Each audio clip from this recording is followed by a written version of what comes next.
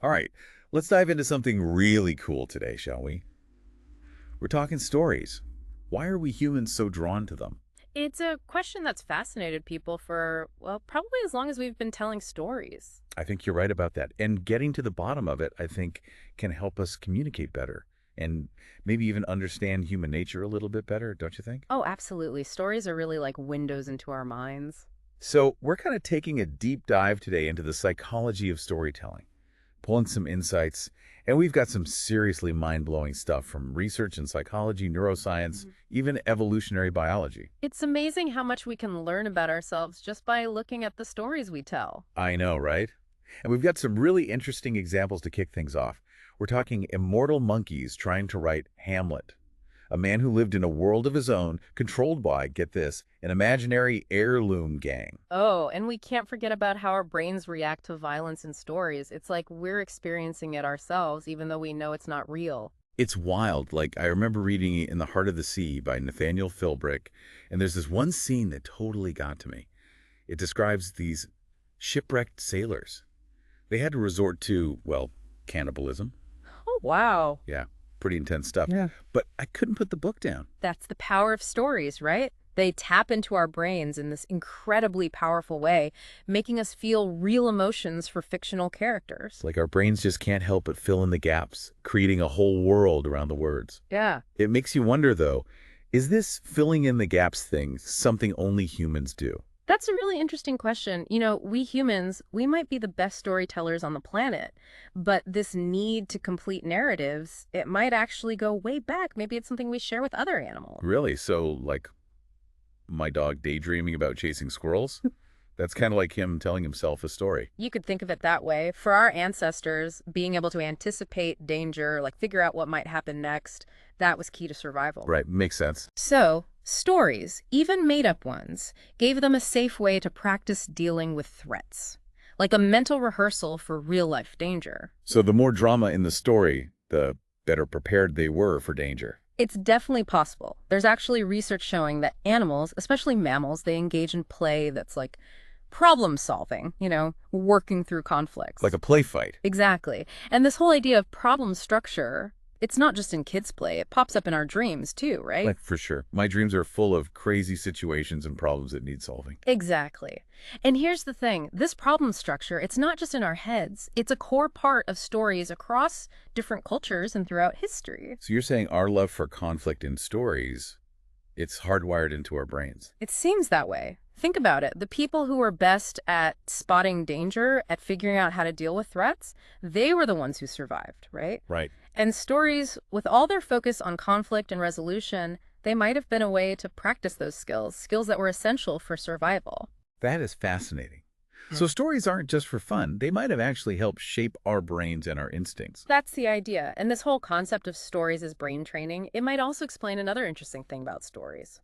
They often have a moral, a lesson about right and wrong. Like how in Macbeth, even though it's full of murder and all these terrible things, in the end, Macbeth's ambition is what destroys him. Exactly. It's like these stories are saying, hey, bad deeds have consequences. And this suggests that stories aren't just about keeping us entertained, they're linked to our sense of morality, our ideas of good and evil. So even fictional stories can make us think about right and wrong, maybe even make us better people.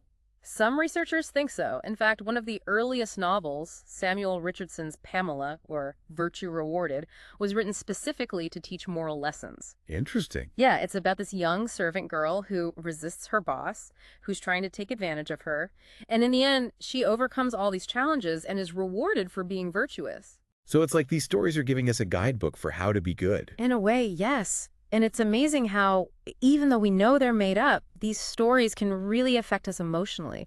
They can even influence how we judge what's right and wrong in our own lives. I'm curious, is there any actual research that shows a connection between reading stories and being a moral person in real life? Actually, yeah, there's a growing body of research exploring that very connection. For example, psychologist Keith Oatley and his colleagues, they've done some really interesting studies. They found that people who read a lot of fiction, they tend to score higher on tests that measure empathy and social understanding. Wow, so reading novels can actually make us more empathetic. It seems that way. Like putting ourselves in the shoes of fictional characters, feeling what they feel, it might actually help us understand real people better. That's really cool. It reminds me of something we were talking about earlier, about how our brains are always filling in the gaps when we read stories. Right. And that brings up a really interesting question, maybe a little unsettling too. What about the stories we tell ourselves about our own lives? Are those also kind of made up, filled in with gaps? Oh, wow. You mean how we sometimes remember things a bit differently than they actually happened? Or how we tend to see ourselves in a more positive light? Exactly. We're all masters at creating our own personal narratives. And those narratives, they often make us feel good about ourselves, give our lives a sense of purpose. Psychologists have a name for this, the Lake Wobegon effect. Lake Wobegon. Yeah, it's named after this fictional town where all the children are above average. Ah, I get it. So you're saying we all have a slightly distorted view of ourselves because of our storytelling brains. It's not necessarily a bad thing, you know. This tendency to see ourselves positively, it can be pretty helpful. It can push us to improve, to keep hoping for the best, even when things are tough. But like anything, there can be too much of a good thing. What do you mean? Well, if we get too attached to these flattering stories about ourselves, we might miss out on opportunities to grow. Right. So how do we find that balance, between feeling good about ourselves and being honest about who we really are? That's where critical thinking and self-reflection come in. We need to be aware of our own biases, and getting feedback from others, that can give us a more objective view of ourselves. It's like having an editor for your life story. So therapy is kind of like script doctoring for our personal narratives. I love that analogy. That's exactly what it's like. In therapy, we often explore the stories we tell ourselves about our past, our present, even our future. And by changing how we view those experiences, we can overcome negative thoughts and create a more positive outlook on life. It's like by understanding stories, we can actually use them to improve our mental health and make real changes in our lives. Exactly. And this understanding of stories, it can also help us become better communicators. Okay, I'm all ears. How does knowing all this about stories make me a better communicator? Well, think about it. Whenever you're trying to get a message across, whether it's giving a presentation or just chatting with a friend, you're telling a story. Yeah, you're right. I never thought of it that way. So what are some tips for using storytelling in everyday communication? One important thing to remember is that problem structure.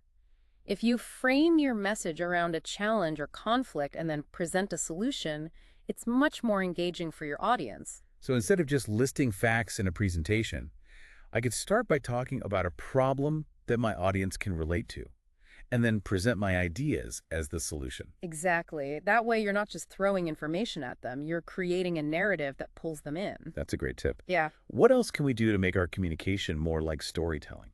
Using vivid imagery and sensory details, that's really powerful. Remember that scene from In the Heart of the Sea, the one with the sailors? It stayed with you because the author used such descriptive language, it created a visceral experience. Yeah, for sure. So to make my communication more impactful, I should try to paint a picture with my words. Absolutely. And don't be afraid to share personal stories, experiences that people can connect with, stories that touch our emotions. Those are the ones we remember.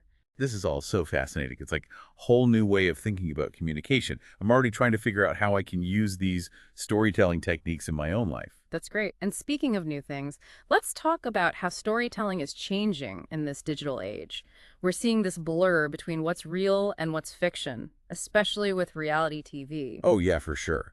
Like shows like Super Nanny and The Ultimate Fighter, they're presented as documentaries, but they use all these editing and storytelling tricks to make them more dramatic. Exactly. And it's not just reality TV. Social media is another great example. People are creating these curated versions of themselves online. It's like everyone's trying to be the star of their own digital story. That's a great way to put it. And this brings up a really important question. In a world where we're constantly bombarded with stories, how do we know what to believe? How do we avoid getting sucked into narratives that might not be true or helpful? That's a huge question, especially now with all the misinformation and fake news online. It's more important than ever to think critically about the stories we encounter. We need to develop media literacy skills. So it's not enough to be good storytellers. We also need to be smart story consumers. Exactly. We need to be aware of how stories are constructed, even in things that are supposed to be factual. We have to question the motives behind the stories we're told and look for evidence to support or refute the claims being made. Like we need to be story detectives. I like that. And this critical thinking is even more important when we consider these new immersive storytelling experiences, like video games and virtual reality. You mean like World of Warcraft and those VR experiences that put you right in the action? Exactly. Yeah. These experiences are incredibly engaging, but with that immersion comes a responsibility to be mindful of the stories we're consuming. So we should be cautious and aware even when we're having fun. It's all about balance. We need to be critical of the stories we consume, but also thoughtful about the stories we create. That makes sense. We've talked a lot about how stories can shape how we think and act, but in the end, we have to use that power responsibly. Yeah, absolutely. Wow, we've covered so much ground today. It's really amazing to think about how deeply stories are woven into our lives. I mean, from how they might have helped our ancestors survive to how they shape our morals, it's clear that stories are a huge part of what makes us human. I completely agree. And it's exciting to think about where storytelling is headed next. With all these new technologies, the possibilities for creating immersive and engaging stories are pretty much endless. It really feels like we're on the cusp of a storytelling revolution. But with all this talk about the power of stories, it makes you wonder, can we actually use this knowledge to be more mindful of the stories we're taking in and the ones we're putting out into the world? That's a great question. We've seen how stories can reinforce our values, even make us more empathetic.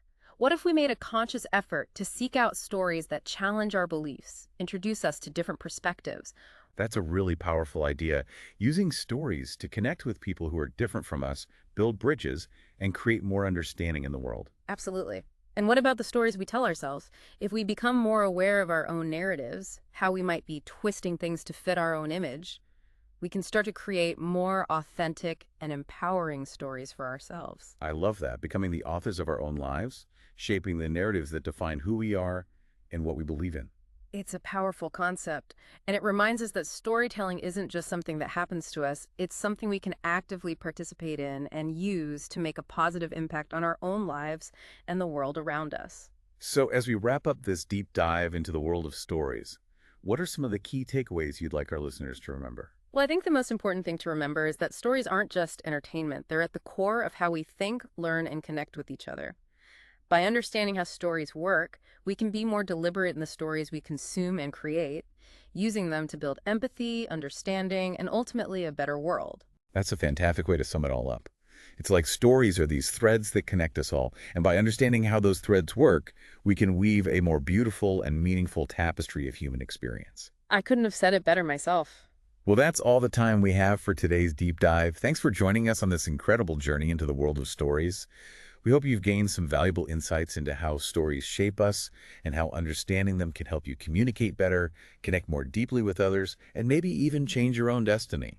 And until next time, keep exploring the power of stories and let them inspire you to create positive change in your own life and the lives of those around you.